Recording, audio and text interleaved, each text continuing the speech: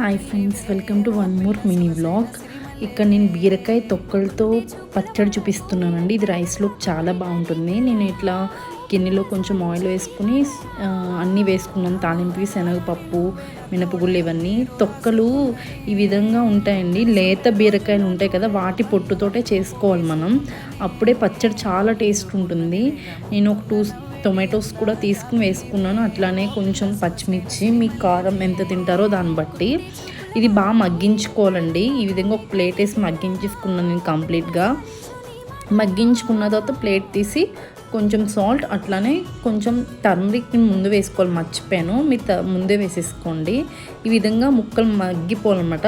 ఇందులో main ingredient, ఈ పచ్చడి టేస్ట్ వచ్చేది నువ్వుల పప్పు అండి. నువ్వుల పప్పు ఖచ్చితంగా వేసుకోవాలి. మీరు గ్రైండ్ చేసినప్పుడు వేసుకున్న పర్లేదు, ముందు వేసుకున్న పర్లేదు. ఈ విధంగా ఉంటుంది.